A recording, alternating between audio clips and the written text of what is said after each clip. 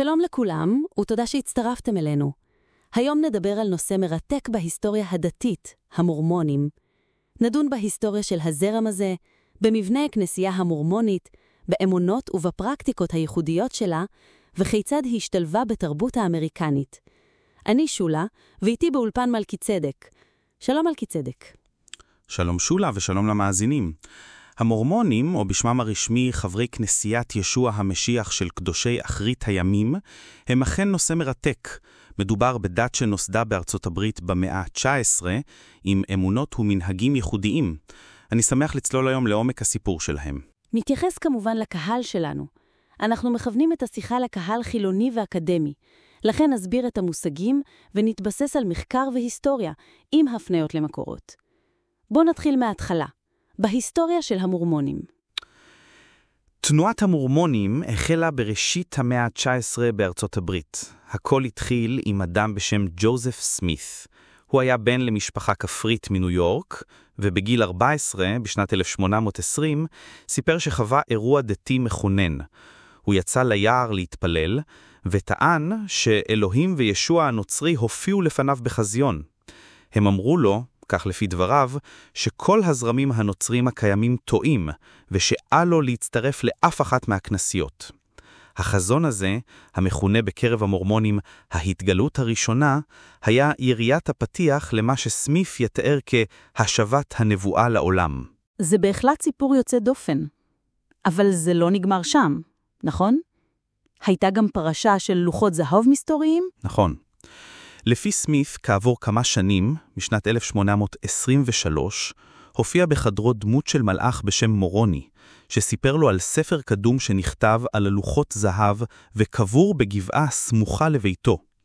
סמית קרן שאיתר את הלוחות הללו בשנת 1827, ושהלוחות הכילו כתב קודש של עם קדום ביבשת אמריקה. הוא מספר שהמלאך הנחה אותו לתרגם את הכתב בעזרת אמצעים אלוהיים. התוצאה הייתה חיבורו של ספר חדש, ספר מורמון, שסמית פרסם בשנת 1830. סמית לא טען שהוא כתב את הספר בעצמו, אלא שרק תרגם אותו בהשראה אלוהית. ספר מורמון הפך מיד לכתיבי הקודש המרכזיים של התנועה החדשה לצד התנ"ך.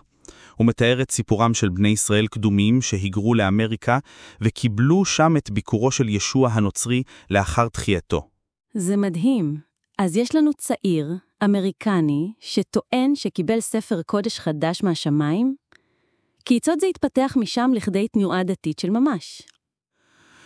לאחר פרסום הספר, ג'וזף סמית החל לצבור חסידים. ב6 באפריל 1830 הוא יסד רשמית כנסייה חדשה עם כמה עשרות מאמינים. הוא התחיל לשלוח חברים כמיסיונרים על מנת לגייס מצטרפים נוספים. וכבר במהלך חייו הצליח להביא לעשרות אלפי המרות דת. המאמינים כינו את עצמם קדושי אחרית הימים, Latter Day Saints, מתוך אמונה שהם מקימים את כנסיית ישוע המשיח מחדש באחרית הימים. אני מניח שהסביבה הנוצרית שאליה הוא פנה לא קיבלה את זה בשתיקה. בהחלט. סמית ותומכיו נתקלו בעוינות וגיחוך מצד שכניהם. הרעיון של נביא חדש, כתיבי קודש חדשים, ועוד בארצות הברית הפוריטנית של המאה ה-19, זה היה קשה לעיקור. המורמונים נדדו ממקום למקום בחיפוש אחר סובלנות דתית.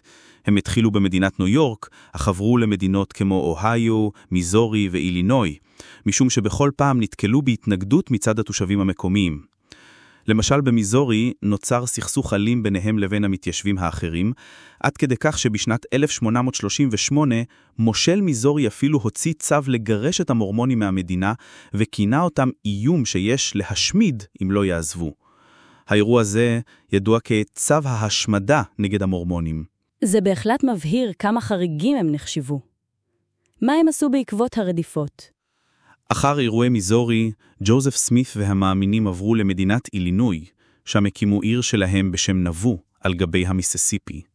בנבו המורמונים זכו לתקופה קצרה של שקט ואף צמיחה מרשימה. העיר גדלה לכ-20,000 תושבים וכמעט השתוותה בשיאה לצ'יקגו בגודלה. סמית הקים בנבו מקדש מרשים והמשיך למשוך מאמינים כולל מהגרים מאירופה שהגיעו והצטרפו לקהילה. בשנים האלו סמית גם החל לייסד מוסדות דתיים וכלכליים בעבור הקהילה שלו, וביסס ממשל עצמי בעיר. זה נשמע כאילו העניינים הסתדרו להם, לפחות לזמן מה. אז מה השתבש? למרבה הצער, המתיחות עם הסביבה הלא מורמונית שוב הרימה ראש. בנבו עצמו צצה אופוזיציה פנימית. חלק מהמורמונים הרקו והקימו עיתון שביקר את סמית להנהגה המורמונית, במיוחד סביב נושאים שנויי מחלוקת כמו פוליגמיה, ריבוי נשים, שסמית החל לקיים בחשאי באותה תקופה. בתגובה סמית הורה להשמיד את בית הדפוס של העיתון הביקורתי, ומהלך זה הציץ סערה ציבורית. השלטונות באילינוי האשימו את סמית בפגיעה בסדר הציבורי. הוא ואחיו הירם נעצרו והושמו בכלא בעיר קרתגה. וכאן מגיע אחד הרגעים הדרמטיים בהיסטוריה של המורמונים, נכון? נכון מאוד. ב-27 ביוני 1844 הסתער המון זועם על בית הכלא בקרתגה. שם שהו ג'וזף סמית ואחיו. ההמון פרץ פנימה ורצח את השניים ביריות. ג'וזף סמית נהרג בגיל 38 והפך בעיני מאמינים למרטיר, קדוש מעונה, שמת על אמונתו. לציחתו יצרה משבר הנהגה בתנועה המורמונית הצעירה. לפתע נותרו אלפי מאמינים בלי המנהיג והנביא שהם האמינו שיש לו קשר ישיר לאלוהים. במה שנתגרד להסיפור ההיסטורי, אני רוצה שנתפקס רגע בדמות של הנביא ג'וזף סמית עצמו, ובהמשכיות הנבואה אחריו. המקרא של סמית מעניין כי הוא טוען שחידש את הנבואה בעולם, שבעצם אחרי אלפי שנים שבהן לא היו נביאים כמוכר במקרא, הוא הופיע כנביא מודרני. מה האמונה המורמונית אומרת לגבי זה? האמונה המורמונית גורסת שג'וזף סמית אכן היה נביא במובן המקראי, ושבאמצעותו אלוהים החזיר את הכנסייה המקורית של ישוע לקיום. ביתר מכך, לפי המורמונים, סמית חידש את מוסד ההתגלות הנבואית. הם מאמינים שאלוהים מוסיף לגלות את רצונו באמצעות אביים גם בזמננו. לכן, סמית נחשב לנביא המודרני הראשון, וכל נשיאי הכנסייה שבאו אחריו נתפסים אף הם כנביאים ממשיכי הדרך. איך בעצם הוכרע מי ינהג את המורמונים לאחר רצח סמית? הרי לא היה ברור מאליו מי הממשיך. נכון. אחרי מותו של סמית ב-1844, פרץ משבר ירושה בתנועה. היו כמה טוענים להנהגה, למשל אחד השליחים של סמית בשם סידני ריגדון, שטען שצריכים למנות שומר עד שבנו של סמית יגדל. קבוצה אחרת עקבה אחרי מנהיג בשם ג'יימס סטרנג', והייתה כמובן הקבוצה הרוב שהלכה בעקבות איש בשם בריגהם יאנג. בריגהם יאנג היה אחד מתלמידיו של סמית ומנהיג בעל קריזמה בפני עצמו. הוא שכנע את רוב המאמינים שהוא הממשיך הלגיטימי. יש אפילו סיפור בין המורמונים, מעין אגדה, שכאשר יאנג דיבר אל קהל המאמינים לאחר מותו של סמית, הם ראו בו לפתע את דמותו של סמית, או שמעו את קולו של ג'וזף סמית כסמל מאלוהים לבחירתו. מעניין מאוד.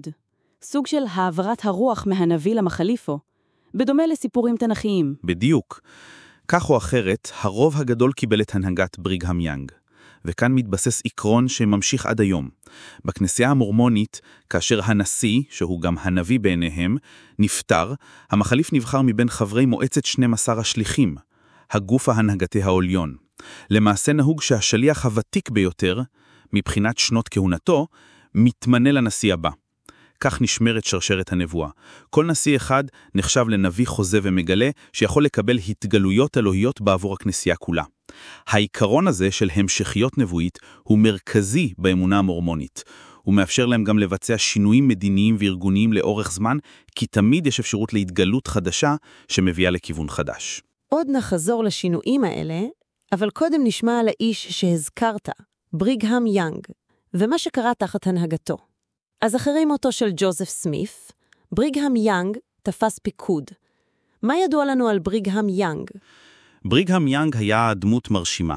הוא נולד ב-1801 בוורמונט, וכמו סמית גם הוא הגיע מהרקע של אזור ניו אינגלנד. יאנג הצטרף לכנסייה המורמונית בשנותיה הראשונות, והוכשר כשליח ומנהיג. לאחר הרצגו של סמית, יאנג נבחר על ידי רוב המאמינים להיות הנשיא השני של הכנסייה בשנת 1847, תפקיד שהוא מילא עד מותו ב-1877. אחת הפעולות המזוהות ביותר עם בריגהם יאנג היא המסע מערבה, נכון? המעבר של המורמונים לאזור יוטה. נכון מאוד. לאחר רצח סמית, המורמונים הבינו שאין להם יתיד בטוח בנבו שבאילינוי.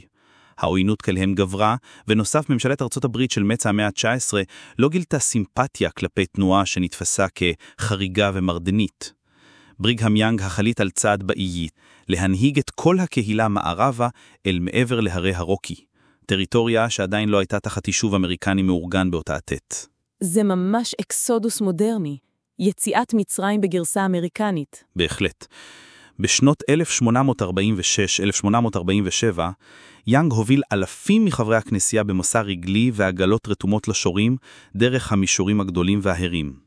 המסע היה מפרך ומסוכן, רבים מתו מתשחות, רעב, מחלות בדרך. אבל לבסוף, בקיץ 1847, יאנג וקבוצת החלוצים הראשונים הגיעו לעמק מדברי גבוה ביוטה של היום, ליד ים המלח הגדולה. לפי הסיפור, יאנג, שחלה בקדפת בדרך, הביט על העמק ואמר, זה המקום.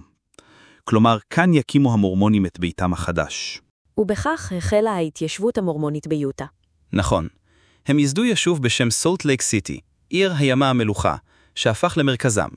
חשוב לזכור שבאותו זמן האזור עוד היה טריטוריה של מקסיקו, רק ב-1848 אחרי מלחמת ארצות הברית מקסיקו, יוטה הפכה רשמית לחלק מארצות הברית, אבל המורמונים כבר התבססו שם.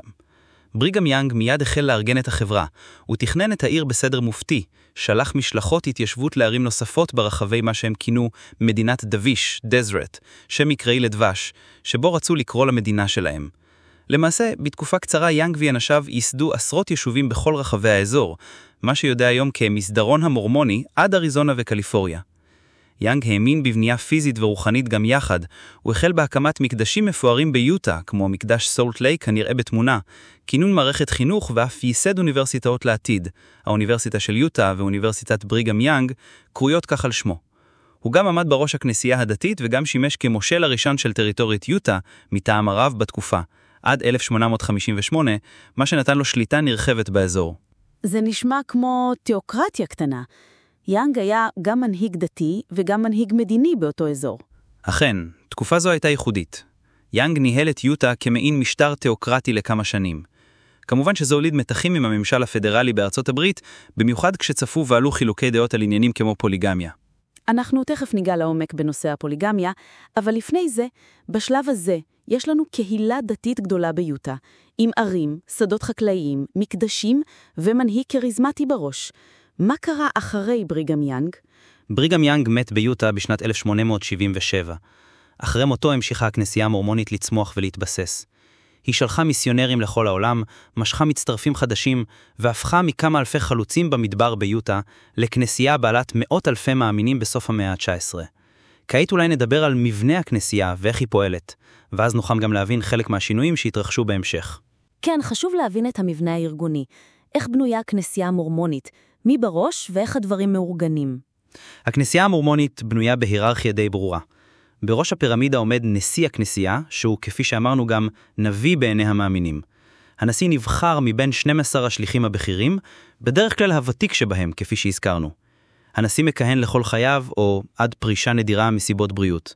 בצדו מכהן 2 יועצים, וביחד השלושה נקראים הנשיאות הראשונה, מעין הנהלה עליונה. מתחתם יש את מועצת 12 השליחים, תריסר השליחים, מעין מקבילה מודרנית ל12 השליחים של ישו, שגם הם נחשבים בעלי סמכות נבואית, וקולם חשוב. זאת אומרת, נשיא הכנסייה פלוס 2 יועציו, פלוס 12 השליחים, שווה 15 איש שהם הנהגת העל, נכון? נכון. 15 אלו נקראים הסמכויות הכלליות הבכירות. יש עוד רמות הנהגה. למשל, גוף נקרא קבוצת 70, 70s, שכולל השרות חברים ברחבי העולם. הם מנהיגים אזוריים בכירים. גם זה מושג מתוך הברית הנדשה. ויש בישופים מקומיים, נשיאי קהילה, סטייק פרזידנט ועוד ארגוני עזר כמו אגודת הנשים ותנועת הצעירים, אבל בגדול כל חברי ההנהגה המרכזית הם גברים. הכנסייה היא פטריארכלית. נשים מנהיגות רק בארגוני נשים וילדים, ולא בכהונה, למשל אין כמרות. ציינת שהנשיא נבחר מבין השליחים. מה קורה כשנשיא נפטר? איך מחליטים מי יהיה הבא? כפי שאמרנו, ישנה מסורת שהשליח, בעל הכהונה הארוכה ביותר, נעשה הנשיא הבא. כך למעשה ההנהגה עוברת באופן מסודר. אבל המשמעות היא שלרוב הנשיאים הם אנשים מבוגרים מאוד, כי כדי להיות הכי ותיק צריך לשרת עשרות שנים. למשל, הנשיא הנוכחי, ראסל אם נלסון, נהיה נשיא ב-2018, כשהבן 93, אחרי מות קודמו. כיום הוא בן 100 ועדיין מכהן, מה שהופך אותו לאחד המנהיגים הדתיים המבוגרים בעולם. מעניין. ומה לגבי מבנה הקהילות הבסיסי? ברמת השטח המאמינים מאורגנים ביחידות מקומיות שנקראות קהילות, ward, או אם הן קטנות, ענפים, branch. כמה קהילות מרכיבות יתד, סטייק, שזה המקבילה המורמונית לבישופת או דיוקסיה בכנסיות אחרות. בראש כל יתד עומד נשיא יתד, שהוא אדם מההדיוטות, לא איש דת בשכר. רוב התפקידים בכנסייה הם בהתנדבות של חבריה. וכמובן שכפי שידוע, כל גבר מורמוני כשיר להיות כהן, כלומר מצטרף למעמד הכהונה בגיל צעיר, מה שמכשירו לשרת בתפקידי דת שונים. למעשה אין מעמד מקצועי נפרד של כמרים. המנהיגים, מהבישוף המקומי ועד השליחים, כולן נחשבים חלק ממערך כהונה התנדבותי. זה נשמע שיש כאן שילוב של מבנה מרוכז מאוד בצמרת, אבל קהילתי ומתנדב בבסיס. נכון. וחייבים להזכיר שעל פי האמונה, ישו המשיח נחשב לראש הכנסייה הרוחני. הנשיא והשליחים נתפסים כמשרתי ישו, המוצאים לפועל את הדרכתו. זה דומה אולי לכנסיות אחרות שטוענות שישו הוא ראשן הבלתי נראה. לסיכום החלק הזה, המבנה המורמוני הוא היררכי נבואי. נשיא נביא בראש, תחתיו שליחים, ולמטה רשת קהילות מקומית. ועכשיו דיברת קודם על שינויים שהתרחשו בכנסייה לאורך הזמן. בוא נגלוש לנושא של השינויים במבנה ובמדיניות. הזכרת מקודם שהעיקרון של התגלות מתנשמת מאפשר לכנסייה המורמונית להשתנות. אילו דוגמאות משמעותיות יש לשינויים כאלה? יש כמה שינויים היסטוריים דרמטיים שקרו בכנסייה המורמונית בהחלטת ההנהגה, שלפי טענתם התבססה על התגלות נבואית. שתי הדוגמאות הבולטות ביותר הן בתחום הפוליגמיה ובתחום מדיניות הגזע. פוליגמיה. הזכרנו שכבר ג'וזף סמית עצמו החל לעסוק בריבוי נשים, ובריגהאם יאנג ואחרים אחריו ניסו להסרות נשים. אכן במחצית הראשונה של המאה ה-20 והמצאה, מנהיגי הכנסייה ורבים מהחברים נהגו בפוליגמיה בגלוי ביוטה. בשיאה בין 20-30% ממשקי הבית המורמונים ביוטה היו פוליגמים, אבל הפרקטיקה הזו גררה התנגדות עזה מצד ארצות הברית הוויקטוריאנית, שראתה כפוליגמיה ברבריות. הקונגרס האמריקני חוקק חוקים נגד פוליגמיה, והממשל הפדרלי אף חבגה בכוח נגד מוסדות הכנסייה בשלהי המאה ה-19. בלית ברירה בשנת 1890, הנשיא דאז, וודרוף, פרסם מנשר רשמי, שהודיע על הפסקת נישואי ריבוי הנשים. בהמשך, ב-1904, הנשיא ג'וזף פי סמית, לא ג'וזף סמית המקורי, אלא נשיא אחר, הוציא מנשר שני שאסר סופית על הפוליגמיה, וביסס מדיניות של אקס-קומיוניקיישן, נידוי, לכל חבר כנסייה שימשיך לקיים פוליגמיה. מאז הזרם המרכזי המורמוני לא מתיר נישואים מרובי נשים, להפך הוא מתנער מהקבוצות המורמוניות הפונדמנטליסטיות שפרשו ממנו כדי להמשיך בפוליגמיה. חשוב להדגיש את זאת כי יש לו פעם בלבול ציבורי בין המורמונים המרכזיים לבין כיתות פוליגמיות. מדיניות כלפי שחורים, שינוי מכונן שני קרה בשנת 1978. מראשית ימי הכנסייה, בעיקר מתקופת בריגהאם יאנג, מתקיים איסור לא רשמי אך קשיח על הענקת כהונה לגברים שחורים ממוצא אפריקני, וכן מניעה מנשים וגברים שחורים להשתתף בטקסי המקדש החשובים. נרחיב על המקדש בהמשך. הדבר התבסס על רעיונות רציים שיהיו רווחים באותה תקופה, כמו כללת חם או כללת קין. המצב הזה נמשך עשרות בשבים, ויצר מבוכה וכאב ככל שהעולם מתקדם בזכויות אזרח. ואז ביוני 1978, נשיא הכנסייה ספנסר W. קימבול הכריז שקיבל התגלות אלוהית שמבטלת את ההגבלות הגזעיות. הכנסייה פתחה מעתה המלוא ההשתתפות לקושים אמריקאים ולבני כל הגזעים. גברים שחורים יכלו מעתה לקבל את הכיוונה ולהיות חלק מההנהגה המקומית, וגברים ונשים שחורים יכלו להיכנס למקדשים ולקבל את כל הברכות הרוחניות. כיום הכנסייה גם התנצלה, אמנם באיחור, על התיאוריות שהזגיקו פעם את האפליה, וב-2013 אף יוציאה הצהרה רשמית שמגנה את הדעות הקדומות הישנות. שתי הדוגמאות האלה ממש ממחישות איך ההתגלות הנבואית מאפשרת שינוי בכנסייה, לבטל נורמה דתית ארוכת שנים בלחיצת כפתור כביכול. נכון, ומעבר לאלה היו גם רפורמות מודרניות יותר. למשל בעשור האחרון הכנסייה ערכה שינויים אדמיניסטרטיביים משמעותיים תחת הנשיא ראסל נלסון. היא קיצרה את אורך מפגשי יום שני בכנסייה מ3 שעות ל2 בלבד, כדי לאפשר יותר לימוד בבית. היא ביטלה תוכניות מיושנות כמו ביקור בית והוראה משולבת, והחליפה אותם ביוזמה גמישה שנקראת שירות כמתנדבים המניסטרינג. היא גם הדגישה שלא להשתמש יותר בכינוי מורמונים, ולכנות את הכנסייה רק בשמה המלא, מתוך רצון למתג את הכנסייה באופן רציני יותר כזרם נוצרי מיינסטרינגי. בשנת 2019 בוטלה מדיניות שנויה מחלוקת מ-2015 שהגדירה בני זוג מאותו מין כברי פליטה. זו הייתה הקלה מסוימת ביחס ללהט"בים. כל השינויים האלה מראים שהכנסייה המורמונית אינה קופאת על שמריה, אלא מנסה להתאים את עצמה, לפחות חלקית, לרוח הזמן, וזאת תחת ההיגיון התיאולוגי של התגלות מתנשמת. כמו שהנשיא נלסון עצמו אמר באחת מישיבות ההנהגה, אם אתם חושבים שהכנסייה שוקמה במלואה, אתם רק רואים את ההתחלה. תאכלו את הוויטמינים שלכם, הולך להיות מרגש. זה ציטוט מעולה שמראה שגם בעשורים האחרונים חלו שינויים דינמיים. בוא נעבור לנושא ההשוואתי. איך המורמונים שונים מזרמים אחרים בנצרות? שאלה שרבים שואלים. הכנסייה המורמונית מגדירה את עצמה נוצרית. שמם הרי כנסת ישו המשיח. אבל זרמים נוצרים רבים לא ממש מקבלים אותם כנוצרים אמיתיים. מה ההבדלים העיקריים באמונה ובהלכה? שאלה מצוינת. אכן, המורמונים מחשיבים את עצמם נוצרים, מאמינים בישוע כבן אלוהים וכמושיע, ובתנ"ך כספר קדוש.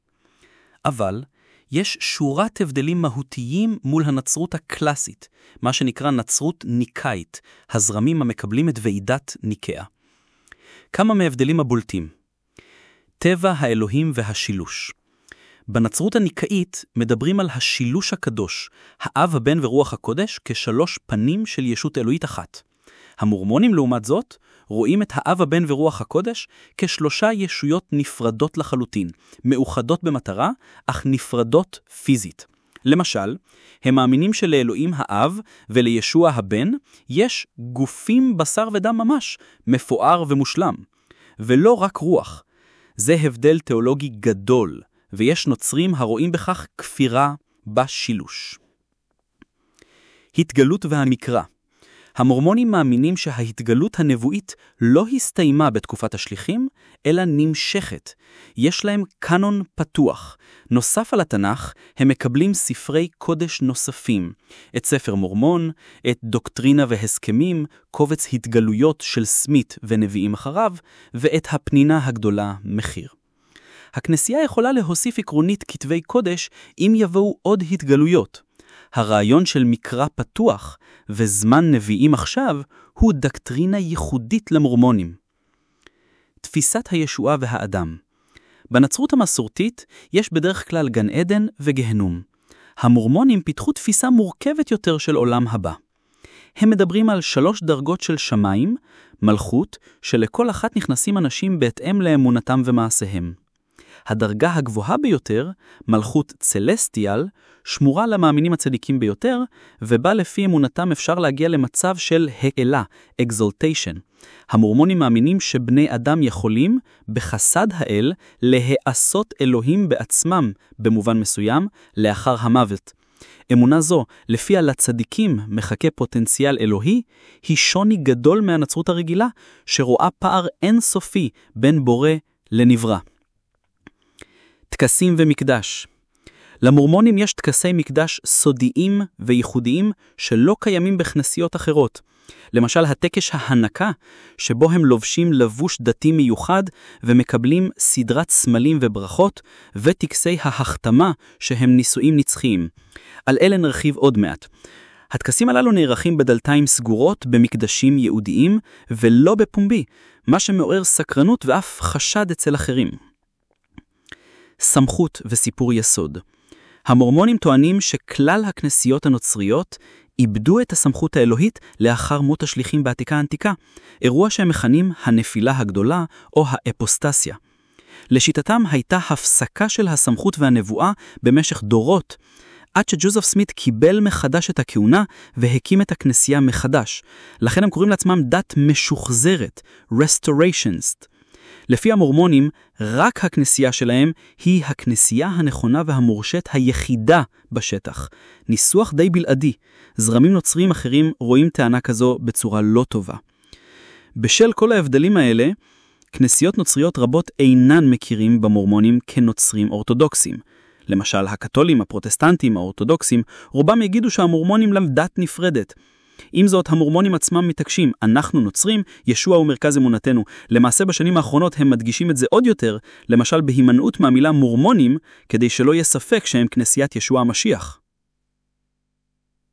תודה על ההסבר הברור. אז לסכם, המורמונים דומים לנצרות בכך שהם מאמינים בישוע ובתנ"ך, אבל שונים כמעט בכל דבר אחר. ספרי קודש נוספים, נביאים חיים, פולחן מקדש מיוחד, מבנה סמכות אחר ותפיסת אלוהות ואחרית אחרת. בדיוק, זה באמת שילוב מעניין של ישן וחדש, נצרות עם טוויסט אמריקאי. כעת, היבט ידוע ומסקרן של המורמונים היא פעילות המיסיון שלהם. ראינו אותם כפלגים נרדפים שהיגרו למדבר, אבל היום פוגשים אותם בערים בעולם עם כרטיסיות שם ומחויטים.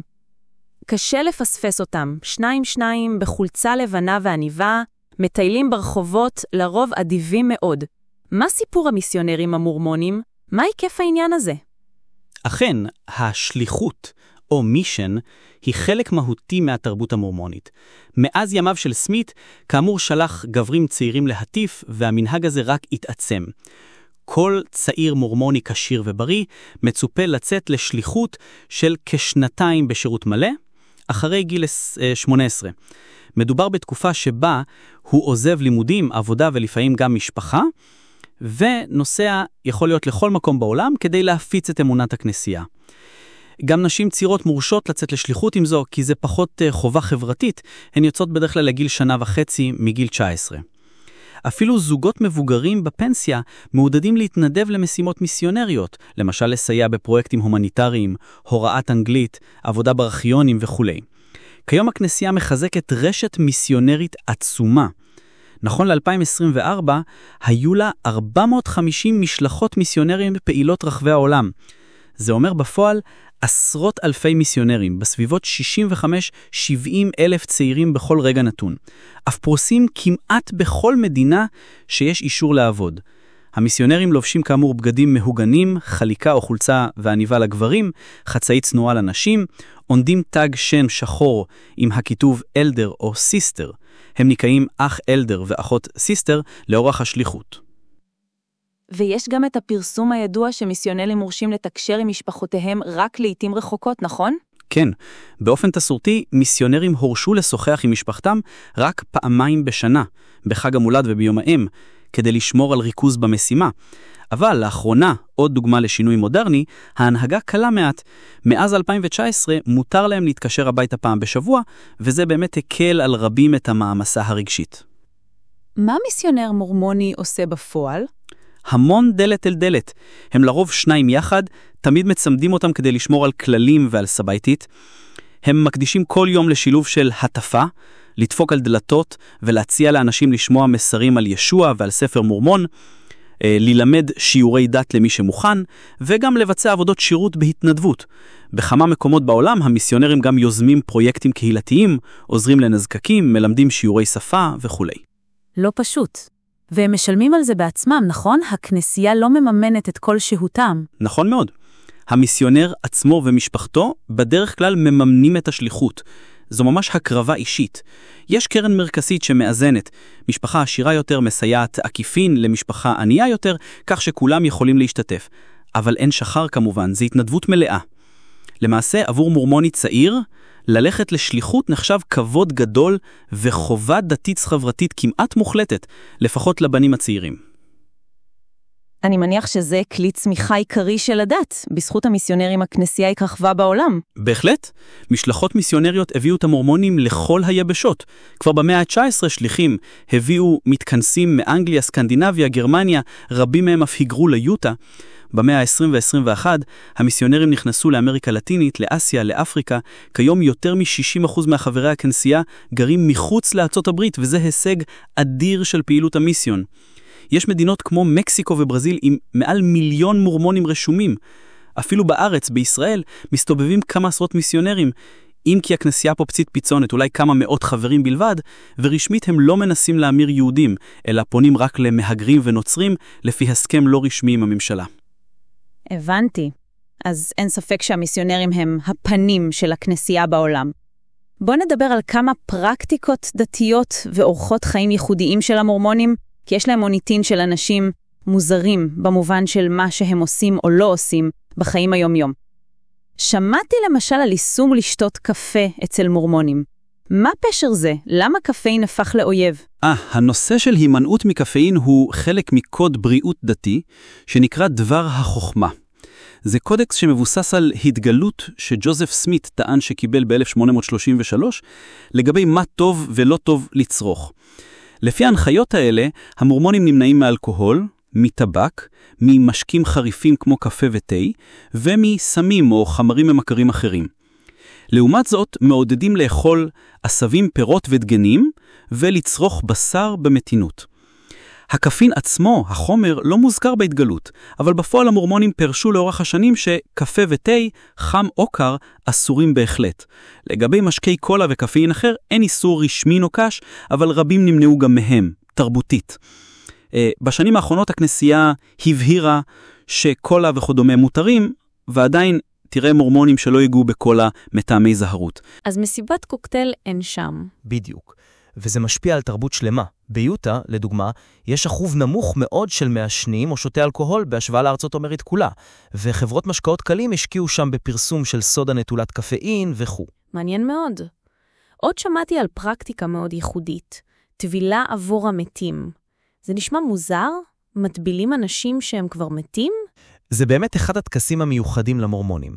הרעיון התיאולוגי מאחורי טבילות למתים הוא הבא. המורמונים מאמינים שרק מי שמקבל את טקס הטבילה נכנס לדרך הישועה. אבל מה עם מיליארדי בני אדם שמתו בלי להכיר את ישוע או בלי להיות מורמונים? לפי המורמונים יש פתרון. הם מקיימים טקסי טבילה בשמו של אדם שנפטר, כדי לספק לו את ההזדמנות לקבל את הבשורה בעולם הרוחות. הטקס מתנהל כך. במקדש מורמוני, אדם חי, לרוב צעיר או מתנדב, נכנס לבריכת הטבילה כשהוא לבוש לבן, וכומר מטביל אותו עבור ועל שם פלוני אלמוני, שם הנפטר.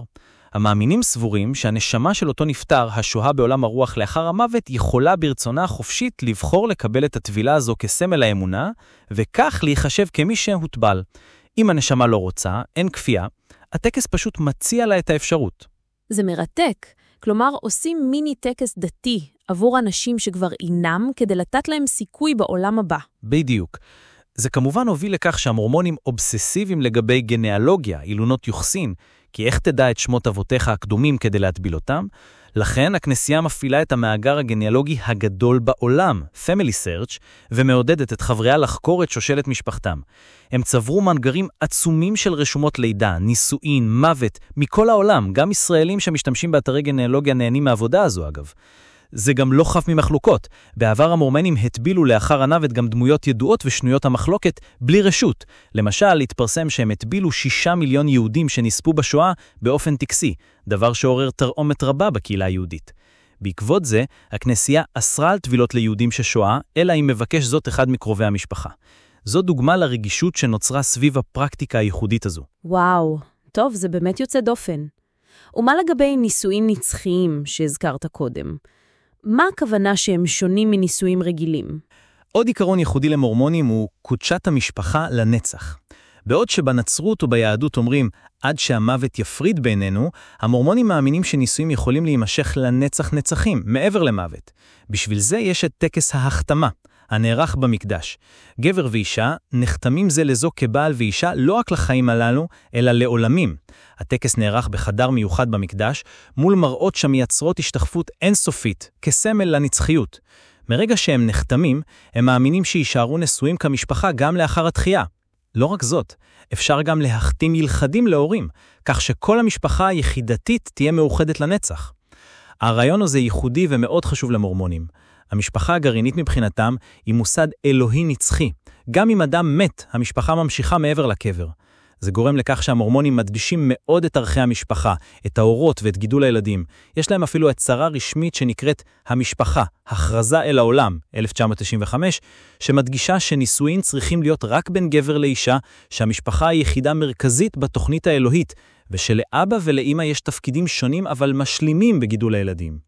אז לא רק נישואים נצחיים, אלא גם דגש מאוד חזק על חיי משפחה כאן ועכשיו. בהחלט. חיי המשפחה אצל המורמונים הם ליבת אורח החיים. משפחות מורמוניות משקיעות הרבה מאוד בילדיהם. אפילו מוקדש ערב שבועי, ערב ביתי משפחתי, שבו כל המשפחה מתכנסת יחד לפעילות ולמידה דתית. והם נוטים, מסורתית, להיות משפחות גדולות מהממוצע. אכן ידוע שהמורמונים מקחים בסטטיסטיקות של מספר ילדים. מה מסביר את זה בעצם? רק הערך התרבותי? סילוב של ערך דתי ותרבותי. כפי שציינתי, הכנסייה הכריזה שמשפחה גדולה זו ברכה. ילדים הם נחלת אדוני, פרי הבטן שכר, גישה שמזכירה אולי חרדים ביהדות. בנוסף, האמונה שלהם שיש נשמות שטרם ירדו לעולם, ושלהורים יש זכות להביאן לעולם. אז עידוד ילוד הוא גבוה. אגב, זה מתבטא. יוטה, המדינה המורמונית ביותר, לאורך שנים הובילה בשיעור הילודה בארץ, למרות שבשנים האחרונות זה מעט ירד. עדיין, משפחה מורמונית ממוצעת גדולה משמעותית מהממוצע האמריקאי. בסקר של מרכז פיו, לדוגמה, נמצא שמורמונים מדוחים על כ3 ילדים בממוצע למשפחה, לעומת 2.5 אצל כלל האמריקאים. הכנסייה ממש מטעיפה. ילדים הם ברכה, אל תדחה אותם. כמובן שגם איסורים על סקס לפני הנישואין ועידוד להתחתן צעיר מובילים לכך שהם מתחילים להוליד מוקדם יותר בחיים. מעניין מאוד. נסכם אולי כמה נקודות. המורמונים חיים בריא, לא שותים ולא מעשנים, לא מכורים לקפאין, לפחות השתדלו. הם עושים טקסים סגורים במקדשים למען משפחתם, טובלים עבור אבות אבותיהם, מחתנים את עצמם לנצח, ומאוד משפחתיים ופרו ילודה. נכון. הוסיפו להם משהו אחד. המורמונים גם ידועים כקהילה מאוד מלוכדת ותומכת. למשל, אצלם נהוג גם מעשר חובתי. 10% מההכנסה, כל חבר תורם לכנסייה. וזה מממן גם פעילות רווחה קהילתית. ויש להם מערך רווחה פנימי מרשים, מחסני מזון לנזקקים, תוכניות סיוע תעסוקתי, קרנות לשעת חירום.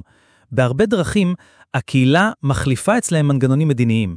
לכן בתקופת השפל הגדול למשל, המורמונים התמודדו יחסית טוב, כי הייתה ערבות הדדית.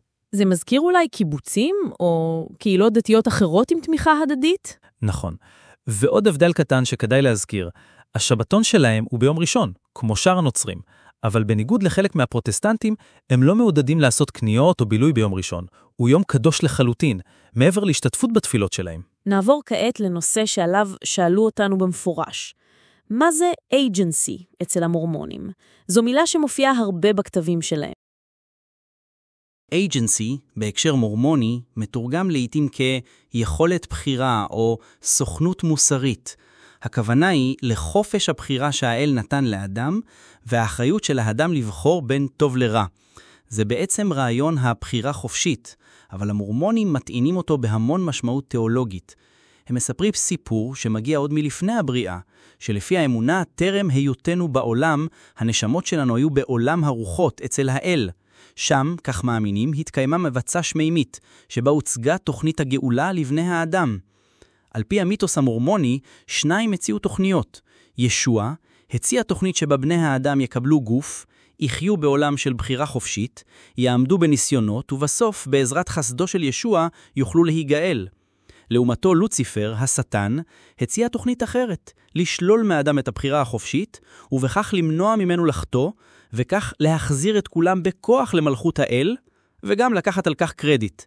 האל האב דחה את תוכנית לוציפר, שכן הוא רצה שילדיו יהיו מסוגלים לבחור מרצונם.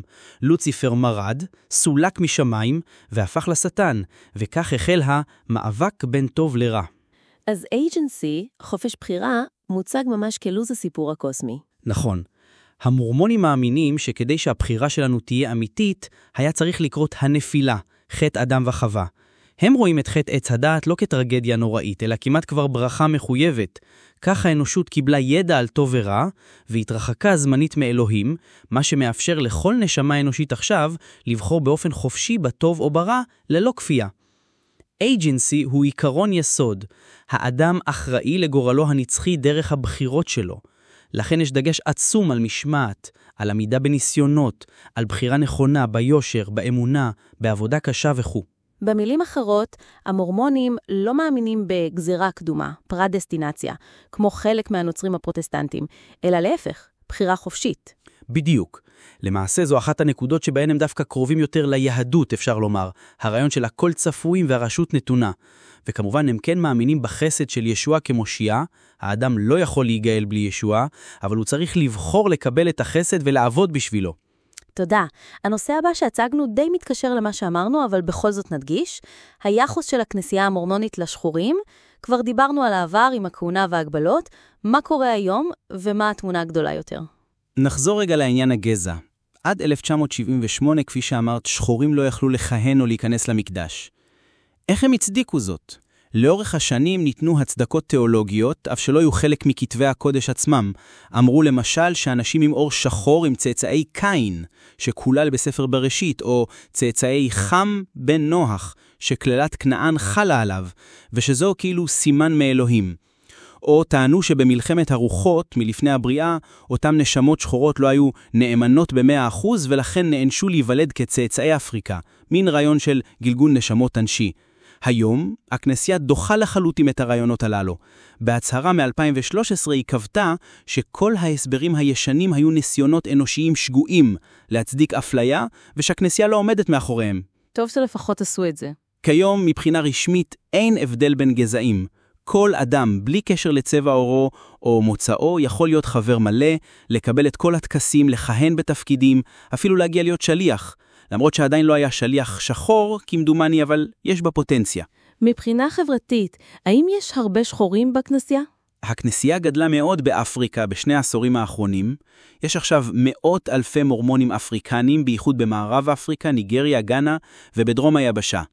בארצות הברית דווקא, האחוז של שחורים בכנסייה עדיין די קטן. אולי 3% מהמורמונים האמריקאים הם שחורים, לעומת כ-12-13% באוכלוסייה הכללית. העבר מכביד, והרבה אפרו-אמריקאים לא ששים להצטרף בגלל ההיסטוריה היא. אבל יש גם סיפורי הצלחה, למשל הכברת לשעבר שחורה, בשם גלדיס נייט, שהייתה זמרת מפורסמת, הצטרפה לכנסייה, ויש קהילות שחורות פעילות. מה לגבי קבוצות אתניות אחרות? מיעוטים, אינדיאנים? הכנסייה פעלה הרבה בין האינדיאנים אגב. עוד סמיף טען שהאינדיאנים הם צאצאי העברים הקדומים בספר מורמון, אז המיסיונרים הראשונים פנו אליהם. הם לא המירו את רובם כמובן, אבל יש מיזמים חברתיים וכנסייתיים עד היום בקרב שבטים. לגבי לטינו, הם אולי המגזר הצומח ביותר. יש כיום יותר מורמונים דוברי ספרדית ופורטוגזית באמריקה לטינית מאשר דוברי אנגלית בארצות הברית. למעשה, המדינות עם מספר החברים הגדול אחרי ארצות הברית הן מקסיקו, 1.5 מיליון, וברזיל, 1.4 מיליון. ואז הפיליפינים, פירו, ארגנטינה, אלו קהילות עצומות, כך שהכנסייה נעשית פחות לבנה אמריקאית ויותר גלובלית מגוונת. אך במרכז ההנהדה עדיין שולטים ברובם גברים לבנים אמריקאים מבוגרים. בסדר. כעת לנושא קליל וקצת משעשע. למה יש למורמונים הרבה ילדים? כבר מדענו, אבל אולי נוסיף עוד היבט. דיברנו על הערך הדתי, אז אולי נוסיף איך זה נראה בשטח. ביוטה לאורך שנים שיעור הפריון לאישה היה הגבוה בארצות הברית. משל ב-2008 עמד על 2.6 ילדים לאישה. ביוטה כשהממוצע הארצי היה בסביבות 2.1. אמנם מאז ירד שיעור הפריון גם בקרב מורמונים, כיום יוטה סביב 2.0 ילדים עדיין מהגבוהים בארצות הברית, אבל המספרים עדיין גדולים. משפחה מורמונית טיפוסית, בייחוד בקרב המאמינים האדוקים, יכולה לכלול 5-6 ילדים ואף יותר. זה מאוד מרשים בעידן המודרני. כן, וזה נובע מכמה גורמים. כאמור, אמונה דתית שמשפחה גדולה זה טוב ואלוהים יפרנס, נישואים בגיל צעיר, לרוב בני 20-22 כבר מתחתנים, אז יש שנות פריון רבות, ושוב, תרבות קהילתית שתומכת בכך. כשהחברה סביבך כולה מרובת ילדים, זה נעשה הנורמה. גם יש תמיכה הדדית, משפחות עוזרות זו לזו עם הילדים, הרבה ילדים שווה הרבה בני דודים וחברים. אני מניח שגם אמצעי מניעת הריון, משהו שהם לא מרבים לדבר עליו. נכון. אין איסור רשמי על אמצעי מניעה בימינו, אבל בעבר, עד מעצם האנשים דברו נגד מניעת הריון כמשהו אנוכי. היום הם די משאירים את זה להחלטת הזוג, אבל עדיין קיים הלך רוח שהשם יקבע כמה ילדים יהיו. ובאמת, שגדלים בחינוך מורמוני, לרוב יש ציפייה להקים דור בהמוניו. אז לסיכום הנקודה, המורמונים אוהבים ילדים ומשקיעים המון במשפחה כחלק מתפיסת עולם דתית. כן, הם לעתים נקראים משפחתיים למופת. על הטוב והלא פחות טוב שבכך, יש שיאמרו שזה מפעיל לחץ על מי שלא נשוי או על זוגות עקרים, מה שנכון, אבל זו סוגיה אחרת. עכשיו בוא נדבר על משהו מאוד פופולרי, שדווקא לא הגיע מתוך הכנסייה אלא מחוצה לה, המחזה The Book of Mormon בברודווי. המחזה The Book of Mormon עלה בברודווי ב-2011 והפך ללהיט עצום, כולל זכייה בטוני ופרסום רב. הוא למעשה סאטירה פרועה על המורמונים, נכון? כן, המחזה נוצר על ידי טריי פארקר ומאט סטון. כבר מהשמות הללו אפשר להבין שמדובר בהומור בוטה ושנוון. העלילה עוקבת אחרי שני בחורי מיסיון מורמונים שנשלחים לאוגנדה. דרך הסיפור מוצגים גם באופן קומי ואבסורדי חלק מהאמונות המורמוניות. המחזה שם בפיהם שירים שמגחיכים דוקטרינות כמו סיפור הלוחות, האמונה שהאינדיאנים היו ישראלים וכו', וגם הקונפליקט בין התמימות האמריקאית של המיסיונרים למציאות הקשה באפריקה. עוני, מחלות, מלחמות. זו יצירה מאוד מצחיקה, אבל גם מאוד גסה ומלאת סרקזם, כולל שירים שממש צוחקים על אלוהים ועל סמיף. איך המורמונים הגיבו לכך? הרי זאת הייתה חשיפה תרבותית עצומה אליהם, אבל באופן קצת מעליב. התגובה שלהם דווקא הייתה מבריקה ביחסי ציבור. במקום למחות ולנסות לצנזר, הם החליטו להקבר את העניין. כשהמחזה עלה בניו יורק, דובר הכנסייה פרסם הודעה לקונית. ההפקה אולי תבקר קהל לערב אחד, אך הספר מורמון עצמו ישנה את חייהם של האנשים לנצח על ידי קרבם למשיח. מעין עקיצה אלגנטית. אחר כך, כשהמחזה יצא לסיבובי הופעות, הכנסייה קנתה שטחי פרסום בתוכניות הפלייביל של ההצגה, מודעות עם כיתובים משעשעים כמו הספר תמיד יותר טוב, או ראיתם את ההצגה, עכשיו קראו את הספר. זה היה גאוני. אנשים בקהל בפועל צחקו, אבל גם קיבלו ליד מודעה אמיתית של הכנסייה. יהיו מקרים תועדו של צופים שנהנו מהמחזה ואז מעל סקרנות הלכו באמת לקרוא את ספר מורמון או לדבר עם מיסיונרים. מעניין, הפוך על הפוך. כן, הכנסייה קיבלה מחמאות על התגובה הבוגרת הזאת. אפילו יוצרי המחזה אמרו שהם ציפו שהמורמונים יהיו קולים עם זה, ואכן הופתעו לטובה מהתגובה העניינית. למעשה, באופן אירוני, המחזה, שלועג באהבה, אפשר לומר, הגדיל את החשיפה הציבורית לכנסייה. יש שכתבו שזה ה-PR הכי טוב שהכנסייה לא יכולה לבקש, כי אנשים יצאו בסוף בחיבה מסוימת לדמויות המורמוניות התיאטרליות. כמובן המחזה הגזים סטריאוטיפים, כמו שהמיסיונרים תמימים, תמיד מחייכים באופן פלסטי, מדחיקים רגשות שליליים בשיר Turn It Off וכדומה. המורמונים האמיתיים לא כאלה קרטון, אבל ברור שבסאטירה מגזימים. כן, זה תיאטרון. למשל, יש שם דמות של אלדר קנינגהם, מיסיונר שמן ולא בקי בדת, שממציא לתושבים גרסה משלו לספר מורמון כדי להתאים לבעיות שלהם. זה כמובן סיפור מוגזם, לשם ההומור, אבל הגרעין, הצגת המפגש בין תרבות המיסיון האמריקאית לעולם הרחב, יש בו גרעין האמת משעשע. יפה. עכשיו לנושא האחרון שלנו, ההשפעה של המורמונים על התרבות בארצות הברית, ואולי בכלל בעולם. אז דיברנו הרבה על היבטים פנימיים. אבל מה לגבי השפעה חיצונית? למורמונים יש היום נוכחות בולטת בארצות הברית, פוליטיקה, תרבות פופולרית, עסקים? בהחלט. ראשית, עצם הקיום ההיסטורי שלהם הוא פרק אמריקני חשוב. סיפור המסע ליוטה הפך לחלק מהמיתוס של כיבוש המערב. כיום במדינת יוטה כ-60% מהאוכלוסייה הם מורמונים, והיא מתנהלת בחלקה לפי ערכים מורמונים. למשל, חוקים נוקשים יחסית על מחירת אלכוהול שם, רק בברים מורשים, הגבלות על אחוז אלכוהול בבירה, או העובדה שביוטה עסקים רבים סגורים ביום ראשון וחד. יוטה היא אולי החברה האמריקנית הכי דתית, במובן הזה שעדיין מאופיינת על ידי דת מייסדרת. מדברים לפעמים על הרפובליקה המורמונית הקטנה שם. ומה לגבי פוליטיקה לא מקומית? ובכן, היו וישנם פוליטיקנים מורמונים חשובים. לדוגמה, בשנים האחרונות הבולט הוא מיט רומני, מושל למסצ'וסטס לשעבר, ומועמד המפלגה הרפובליקנית לנשיאות ב-2012. הוא היה המועמד המורמוני הראשון לנשיאות מטעם אחת משתי המפלגות הגדולות, וזה רגע היסטורי. ההתמודדות שלו כשלעצמה גרמה לאמריקה לדבר על האם אנחנו בשלים לנשיא מורמוני? רומני לא ניצח בבחירות, אבל כעת הוא סנטור מיוטה ומשמיע קול עצמאי. עוד דמות, הרי ריד, שהיה מנהיג הרוב הדמוקרטי בסנאט בשנים 2007-2015, גם הוא היה מורמוני. דמוקרט מורמוני, קומבינציה מעניינת, כי רוב המורמונים מאוד רפובליקנים. גם בממשל טראמפ היה שר מורמוני, יועץ ההבטחה, ואף ראש הסגל המאוד זמני מיק מולבני, אם זיכרוני נכון, היה ממוצע מורמוני. ובכלל, שיעור ההצבעה והמעורבות הפוליטית של מורמונים גבוהים. דרך אגב, המורמונים נוטים להיות שמרנים חברתית. למשל, הכנסייה מימנה מאחורי הקלעים קמפיינים נגד נישואי גאים.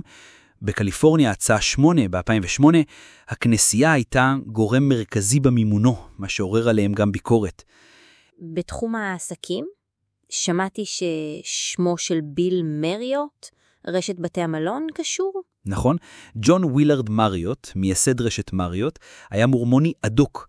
הוא אפילו הקים את המלון הראשון שלו ליד וושינגטון DC, כי שם היה מקדש מורמוני והוא רצה לשרת מבקרים.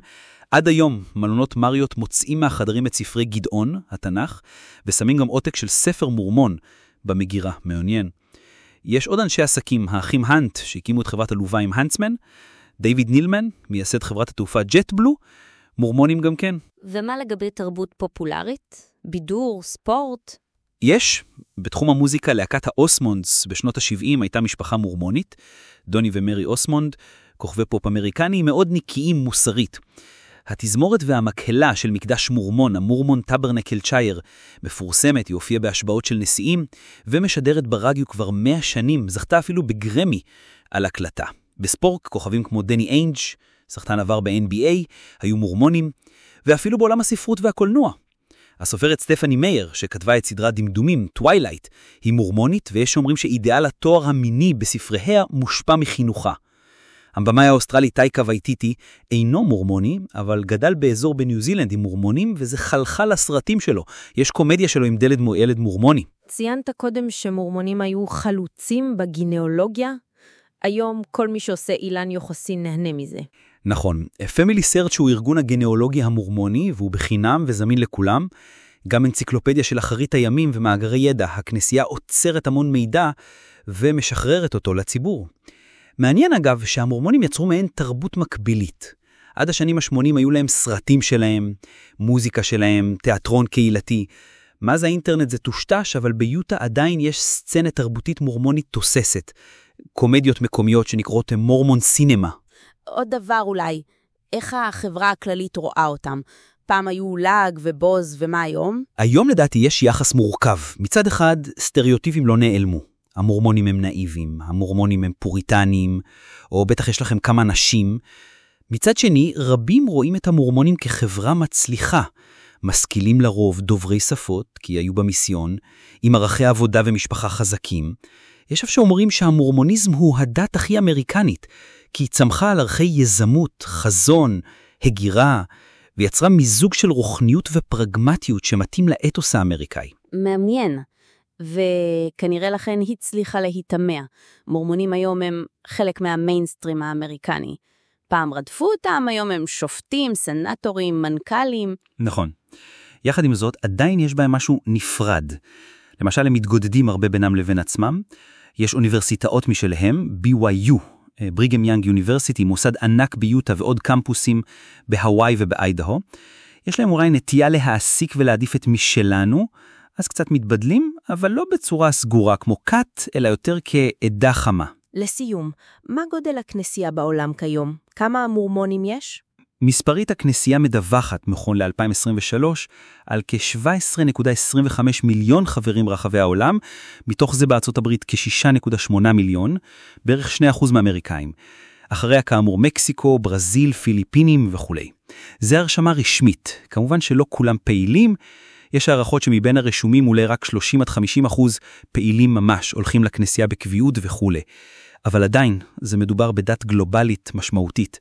הכנסייה מפעילה כיום מעל 200 מקדשים ברחבי העולם, כולל באירופה, אסיה, אפריקה, ממש כמעט בכל יבשת, בנוסף לכ-30,000 כנסיות מקומיות, בתי תפילה. המיסיונרים שלה פרוסים בכ-160 מדינות, יש לה כתבי קודש ביותר מ-110 שפות. זה באמת תופעה דתית בינלאומית שיצאה מהכפרים בארצות הברית והתפשטה. מרתק. ולחשוב שהכל התחיל מנער אחד שטען שראה חזיון ביער בניו יורק.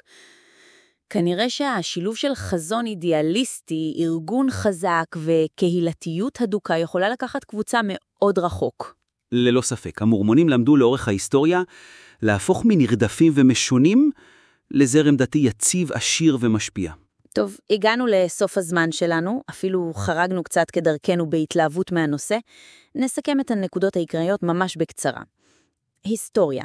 נוסדו על ידי ג'וזף סמית ב-1830 בארצות הברית, נדדו עקב רדיפות למערב, יסדו את יוטה בהנהגת בריגם יאנג. אמונה.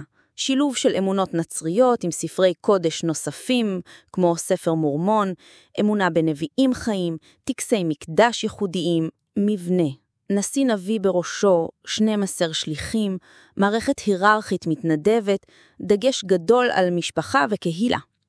פרקטיקות, שמירת בריאות ללא אלכוהול, אישון, קפה או תה, מיסיון רחב היקף, טבילות למתים, נישואים נצחיים, מעשר והזרה הדדית. פוליגמיה, נהגה בעבר, הופסקה ב-1890, היום הזרם המרכזי מונוגמי בהחלט. agency, חופש הבחירה, עיקרון יסוד שתורם לתפיסת האחריות האישית. שינויי מדיניות, דוגמת ביטול איסור על שחורים ב-1978 וכיוצא בזה, מראים דינמיות. תרבות וחברה, המורמונים נטמעו בארצות הברית, ידועים כמשפחה גדולה, קהילה מלוכדת, ובמקביל הם נמצאים בפוליטיקה, בעסקים וגם בתרבות הפופולרית. יש גם סטריאוטיפים ועניין ציבורי, כמו המחזה הסאטירי. כיום, מעל 17 מיליון חברים לעולם, הדת ממשיכה לפעול במרץ לגידול ולהשפעה, בייחוד באפריקה ובאמריקה לטינית. אני חושב שזה מסכם את זה יפה. תודה רבה לך, מלכי צדק, ותודה לכם המאזינים שנשארתם איתנו לשיחה המעמיקה זו. אני מניח שעכשיו, כשיעבור לידכם זוג מיסיונרים צעירים בחולצות לבנות, תדעו קצת יותר על הסיפור שמאחוריהם. בהחלט שולה, ומידה ויבוא ליתן לכם חוברת או את ספר מורמון, תוכלו גם להבין את ההקשר. בדיוק. תודה ולהתראות בפרק הבא שלנו.